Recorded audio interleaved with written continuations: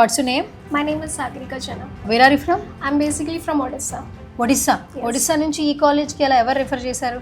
Actually, నేను పుట్టింది ఇక్కడి నుంచి కాబట్టి many of my seniors who have got an abroad placement వాళ్ళు నాకు రిఫర్ చేశారనమాట.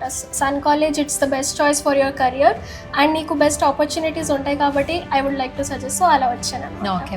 సో హోటల్ మేనేజ్మెంట్లో మీరు ఏ గ్రూప్ తీసుకున్నారు? నేను basically I'm not from hotel management, I'm BBA student, bachelors in business. Okay. అంటే హోటల్ మేనేజ్మెంట్ సంబంధం లేదు? లేదు. అంటే హోటల్ మేనేజ్మెంట్ కాకుండా ఇక్కడ BBA కూడా చాలా మంది స్టూడెంట్స్ ఉన్నారా? అవును, చాలా మంది ఉన్నారు. ఓకే. మీరు ఇంటర్ తర్వాత జాయిన్ అయ్యారు? అవును, ఇంటర్ తర్వాత జాయిన్ అయ్యారు.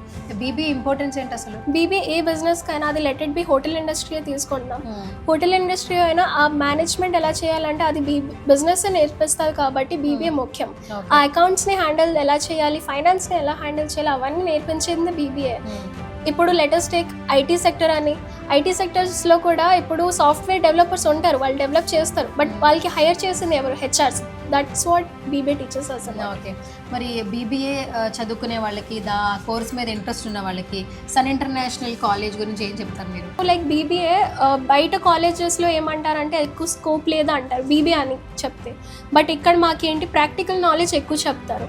లైక్ బుకిష్ నాలెడ్జ్ కాకుండా మేము రియల్ లైఫ్లో ఎలా అప్లై చేయాలి అది నేర్పిస్తారు. మాకు ఎవ్రీ వీక్ యాక్టివిటీస్ ఉంటాయి, management activities which is related to subjects అనమాట. అది మన పర్సనల్ డెవలప్మెంట్కి ఇంకా హెల్ప్ అవుతుంది. అండ్ ఇప్పుడు నేను యాజ్ అ జీరో బ్యాక్గ్రౌండ్ నుంచి వచ్చాను, కానీ ఇప్పుడు నా కమ్యూనికేషన్ స్కిల్స్ కానీ క్లయింట్ని ఎలా నేను కన్విన్స్ చేయాలి కానీ అది చాలా నేర్పించారనమాట. సో BBA ఎన్ని ఇయర్స్ ఉంది? 3 years. 3 ఇయర్స్కి ఇక్కడ మరి బడ్జెట్ ఏ విధంగా ఉంది? రీజనబుల్ బడ్జెట్ అయినా మీరు ఎంత పే చేశారు?